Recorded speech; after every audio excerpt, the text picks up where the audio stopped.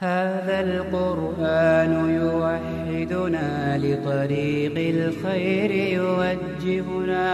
الله تعالى أنزله ورسول الله معلم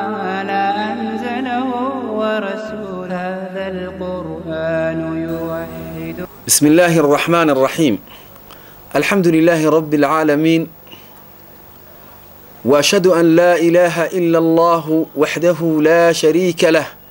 وأشهد أن محمدا عبد الله ورسوله. أما بعد، السلام عليكم ورحمة الله وبركاته. سلامة إسلام ككدب ولا ليال درسكي أفراد برنامج كينا برشدة تجويدك يهبك قرآنك الله أخريو أيينو قلينا. dariskeenna ugu dambeeyay ama kii saddexaad waxaynu kaga soo warranay qaladaadka qur'aanka laga geli karo iyo culimadu magacyada u sameeyeen iyo ahkaamtiisa iyo tusaalayaashiisii. waxaynu walaalayaal maadaama tajwiidka la baranayo, tajwiidku wuxuu leeyahay arkaan iyo tiirar ku qotamo. gurigu sees buu leeyahay, guriga dhismaha ahi tiirar buu leeyahay iyo caga uu ku istaago. tajwiidku caga uu ku istaagu leeyahay, cagaha uu ku istaagaya seeska iyo tiirarka haddii la waayo tajwiidkii aynu doonaynay iyo habkii wanaagsanaa ee qur'aanka kariimka aynu akhriyi lahayn ee ilaahay u soo dejiyey ayaa inaga lumaysa. tiirarka waxaa ka mid ah makhaarijul xuruuf baabka la yidhaahdo ama cinwaanka dariska weyn ee la yidhaahdo makhaarijul xuruuf, xuruufta halka ay ka soo baxdo. iyo mawduuca labaad ee la yidhaahdo sifaatul xuruuf, xarafku markuu soo baxay habka uu soo baxayo. waxaa ka mid ah arkaanta waaweyn ee uu tajwiidku ku taagan yahay makhaarij oo halku ka soo baxaya, qolka uu ka soo baxayo xarafku, iyo markuu qolka ka soo baxayo siduu u soo baxayo oo sifo la yidhaahdo, habka uu u soo baxayo iyo sifadu ku soo baxayo. iyo mucallim inuu helo, qofka tajwiid baranaya qur-aanka doonaya inuu bartaa ma aha in uu yidhaahdo anigaa iska akhrisanaya, waa inuu sheekhu leeyahay, sheekh carabkiisu wanaagsan yahay oo sheekh u soo dhigay, oo sheekhana sheekh kaloo wanaagsan carabkiisa uu sii saxay ayaa la doonaya. iyo inta kale axkaamta ah oo noqonaysa tiir runtii loo baahan yahay. runtii arrinta ah makhaarijta in la barto, sifaadka in la barto, axkaamtii oo dhan waxaa asal u noqonaya macallin in loo helo. maaha joornaal la akhriyayo musxafka iyo buug carabiya oo la akhrisanayo ma aha, iyo buug kale toona maaha, waa kitaabkii ilaahay iyo hadalkii ilaahay, kalaamullah ayaa la akhriyaya. waa inaad u yeelataa sheekh, waa inaad u yeelataa. baabkan aynu bilaabaynay tajwiidkana ee waxaan jira makhaarijul xuruufna de waa in sheekh kuu saxa oo ku halkaas xarafkaasi ka soo baxa, saana waa loogu dhawaaqaya. macallin waa inuu kuu saxa oo uu kuu tilmaama, kuu ishaaraana, oo aad dabeedna kaga dayataa. haddaad saxdo waad saxanta ku yidhaahdaa, haddii aad qaldan tahayna ku yidhahdaa halkaasaa u toosi. habka lagu bartaana waxa weeye inaad carabka ku celceliso. walaysa baynahu wa bayna tarkihi ilaa riyaadatu mri'in bifakihi. waa inuu qofku carabka aada uga shaqaysiiya oo u barta. haddaad sheekh la-aani kugu dhacdo oo adigu iska akhrisato qaladaad badan baad geli. sidaas darteed culimada qur'aanku waxay yidhahdeen man ya'khud alcilma can shaykhin mushaafahatan yakun can alzayqi waaltasxiifi fii xarami waman yakun aakhidan lilcilmi min suxufi facilmuhu cinda ahli alcilmi kaalcadami. qofka cilmiga qur-aankaana cilmiga ka kowa uga qaata sheekh mushaafahatan, afkiisa ka qaata oo sheekhii arkaya oo sheekhii ka saxanaya oo sheekhii ugu dhawaaqayo, waxa uu qofkaasi noqonayaa qof ka nabadgalay inuu qalad ku dhaco, inuu leexasho ku dhaco, inuu gef ku dhaco. laakiin qofka isagu qoraalada iyo bugaagta ka akhrista cilmigiisu waxa ay u yaqaanaan culimada ahlu cilmiga ee aqoonta leh waxay u yaqaanaan cilmi aan jirin cilmiga quraankuna waa ka kow sidaas darteed baabkan weyn iyo dariskan imika aynu bilaabayno oo runtii inoo socon doona maalmo ama duruus xiriir inoogu socon doona waa dariskan makharijul huruf baa la yiraahdaa waa xuruuftu halka ay ka soo baxdo waxaan jecelahay sawir yar inaan marka hore ka bixiyo si aynu isla fahanno makhraj culimadu waxay u yaqaanaan maxallu khuruuji alxarfi alladhi yanqati'u 'indahu sawtu an-nutq bih fayatamayyazu bihi 'an ghayrihi walka wa xarafku ka soo baxo xarafkaasina uu ka soconaan karo xaraf kale oo jira waxay yiraahdaan culimadu waa sawtka cuskanaya oo ku dhacaya meel la hubo iyo meel la qiyaasayo ayaa loo yaqaanaa xuruuftana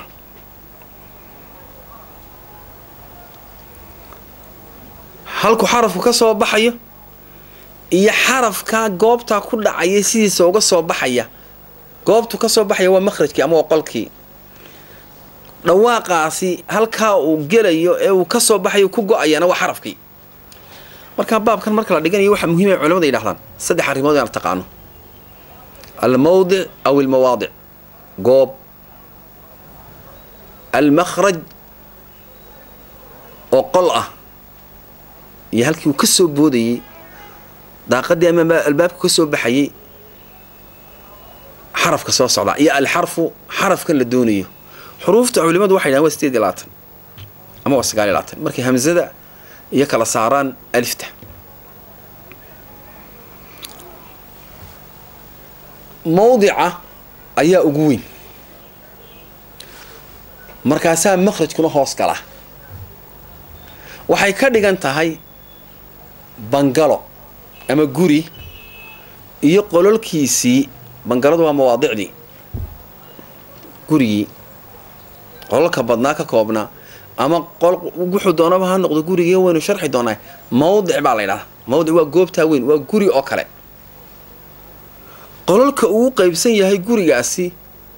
waa makhraj ayaa la yiraahdaa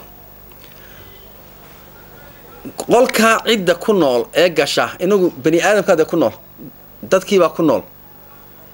caruurtii baa ku nool waalidkii baa ku nool ummadii baa ku nool waxay ka dhigantay xaraf oo kale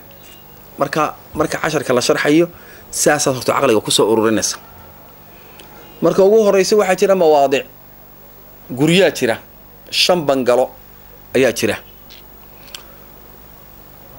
waxa jira qolol 5 bangalo loo qaybin isma leeka qaar baa guryahoodu ka kooban yihiin qaar baa sidii store oo kala ah oo qol weyn oo ballaadhana qaar baa qolol ka koobana qaar baa sidii fooq isu saaran marka la sawirayo ama la cabirayo insha Allah waynu fahmi doonaa in la bartaa marka waa waajib waxa uu ابن الجزري رحمه الله تعالى في المقدمة الجزرية كيري كتاب كيسا رنتي هذه شيروي نقص نقدنا الشيخ ابن الجزري محمد ابن علي ابن يوسف وايو فنغان ومحققين تيسا يعد اساس كرنتي ودغتي اد غداشي وحري اذ واجب عليهم محتم قبل الشروع اولا ان يعلموا مخارج الحروف والصفات ليلفظوا بأفصح اللغات أيودي وحددك أهل القرآن كما القرآن كبرنا يكون واجبة انت آني قدقلين وحكالي وحاوه الرئيه إني برتان مخارج الحروف حرف كان هلك كسو بحي والصفات إياه صفات إياه تلمانتا وكسو بحي علدنا وحوية وسالوا لي هبرتان هرتو حرف كهلك كسو بحي إيه صفات وليه وكسو بحي ساي ugu dhawaaqaan sidii saxda ahayd ee luqada carabiga ahayd ee ilaahay quraanka kariimka uu soo dejiyay say ugu dhawaaqaan xuruf wa 8 ama 9 xurufta waxa af carabiga lagu yiraahdaa macnayaal badan ba culimo xuruful hijaa'i xurufut tahajji xuruful mu'jam حروف المباني حروف العربية انت بقى الله سيدي ألف با تا ثا جيم حاء سيوت إلى لقى قاعدة يا ألف با والسقالية لباتن حرف أما هو استيدي لباتن مركا همسدة يا ألف تلا كلا قادنا والسقالية لاتن حدي الله يسكت درنا واستيدي لباتن حروف تأثير الله يقول واقعيه إيه معنى ياشا أي ليهين إلا برتها واجب حروف مع عدل ولا حروف المحل يلاحظها حروف الهجاء وضرنا الساعة الهجاء معناه وحوي كلمة هجاء هو تقطيع الكلمة كوا كلمة دي لك على شرشره ويمكن ذا ها باء هدان لاحظوا ذال يها يباء صدق هذا حرف فيك كوبنطي ذا يها يباء بيك كوبنطي marka waxa weeye xuruuf الهجاء xuruuftii kala go'go'nayd oo maxay waxay kelmaddu waxay ka kooban tahay xuruuf la isu keeno kala go'gana daal oo halka taagna yaha oo halka taagneed iyo ba xuruuftaas oo kala go'an ayaa loo yaqaana culimada qaar waxay u yaqaanaan xuruuf al-mu'jam xuruuftii dhibcaha lahayd xaqiiqdii xuruuftu ma wada laha dhibic ma wada laha imika alif male ba dhibic bay hoosta ku leedahay taa oo ku xigtaana laba dhibcood bay xagga sare ku leedahay thaa saddex dhibcood bay xagga sare ku leedahay jiim dhibic buu hoosta ku leeyahay xaa iyadu male waxba khaa dhibic bay xagga sare ku leedahay marka halka waxay nooga cad hawo u bataane xuruufta hawo bataan be laakiin sama wada laha marka maxaa hadaan loogu magacaabay xuruuf al-mu'jam xuruuftii dhibicda lahayd maxaa loogu magacaabay dhibcaha lahayd ama dhibicda lahayd وباب التغليب علماء يلاحظون باب التغليب وحويه انت بدن با لا ايغي انت بدن ايا لا ايغي oo waxa xuruuftii u badnayd kuwa dhibcaha leh ayay noqonaysaa culimada qaar waxa ay ku magacaabaan xuruuf al-mabani xuruuftii mabnihi ama binihi maaha naxwada markii la dhigan jiray maaha xuruuf al-mabani waxa looga jeedaa waa xuruuftii kelmadii inooga dhismaysay iminka waxaynu doonaynaa wuu baxay qofkii baa baxay inaynu مثلا kelmadeedii carabida aan idhaahdo waa inaynu ka dhisnaa kelmadda iyada ah ee wuu baxay kha yara iyo jiim waa inaynu ka dhisnaa marka kha ra ja saddexdaas oo la isku daray oo la isku bineeyo la isku dhisay sidii guriga la isugu dhisi jiray ayaa waxaynu odhanaynaa waa xuruuf al-mabani waxa kale la yiraahdaa macna kale oo la yiraahdo الحروف العربية حروفتي لغة عربية كوبنيد ويتاسوي اسك عضاي ألف يا باء يا تاء يا ثاء يا جيم يا حاء إلا يا لقى قاعدوا أين بين اللغة العربية وكذا سنتين مالك لك ما إيمان ألف لام ميم ذلك الكتاب لا ريب فيه علماء قروا كفسرة ألف لام ميم حروف تاقوقا معناها سرت إلهي وهو عجاسو قالوا القرآن كي هداد ديدين دي قرآنكو ألف يا باء يا تاء يا ثاء يا حاب كوبي هاي بل يدك القرآن كامل لم يدكينا بل من لم يدكينا إلا هو تقانا ألف بعض وتقاناني مركا تسمية أما مقعاء حروف العربية الخليل بن أحمد يسيبويه أيام مقعاء رنتي كعبري حروفتا اللغة عربية ونسو شاقني انت سيككوبين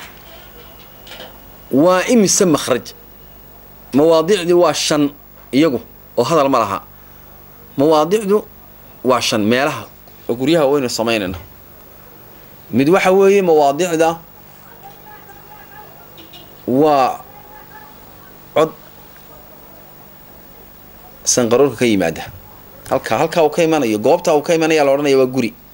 mowdic xuruufta qaar ba waxay ka soo baxaan dibnaha ama dibin qura waxa la oranaya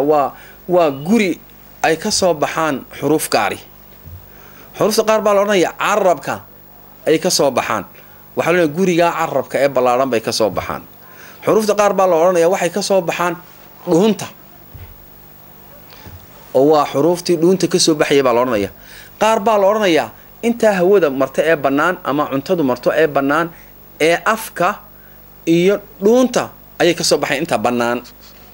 inta banaan ayay ka soo baxayaan marka waa shanta mawaadicdu guryaha waaweyn ee aynu doonayno inaynu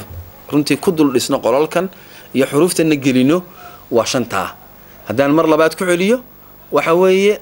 guryaha waaweyn ee aynu sameynaa aynu xuruuftan doonayno inaynu ku xarayno iyo qolalkoodu waxa weeye guryaha waaweyni waa shan mawaadicna waa la yidhaahdaa ka koowaad waxa weeye waa guriga sanqaroorka ka labaad waxa weeye guriga dibnaha oo labadaba ah ama midkood guriga saddexaad waa carabka laga bilaabo halkiisan hore ee caarada ilaa xagga ugu dambaysa ee xigta dhuunta marka intaasoo dhan baa isku carabkii ah intaa carabku ka kooban yahay ayaa la odhanayaa iyaduna waa guriga saddexaad guriga afraad waa dhuunta oo iyadana halka u xigta marka laga bilaabo carabka ilaa iyo halka u xigta ilaa kalxamaha ay ka gaadhayso ay kalxamaha ka gelayso carab dhuuntu intaa ay waxa weeye dheeraran tahay baa la odhanayaa iyaduna waa dhuun xuruuf baana ka soo baxda goobana wuxuu leeyahay qolal gaarna waa laga sameynaya iyo ka shanaad oo ah ama guriga shanaad oo ah banaanka afka iyo dhuunta oo xuruuf gaar ah ka soo baxda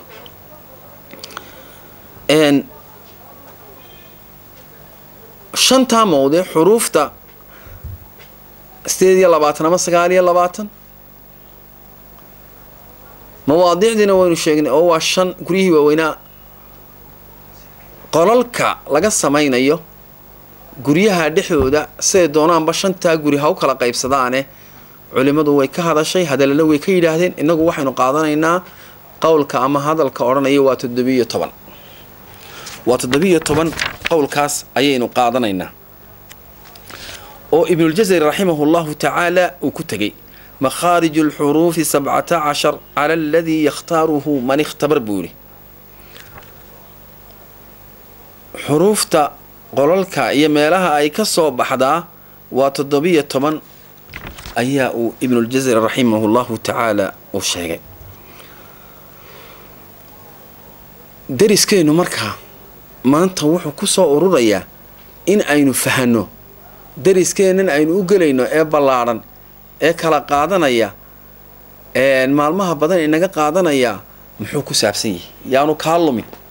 lana soco saddex arrimood baynu awoodda saarayna mawaadic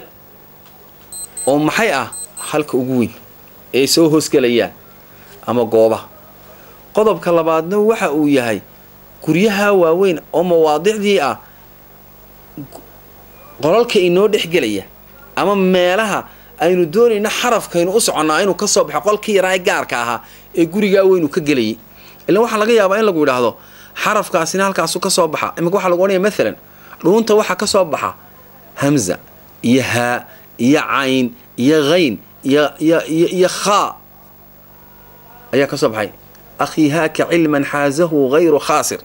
wa inoo yadriskeena dariskan xiga والسلام عليكم ورحمة الله وبركاته هذا القرآن يوحدنا لطريق الخير يوجهنا هذا القرآن يوحدنا لطريق الخير يوجهنا الله تعالى أنزله ورسول الله معلم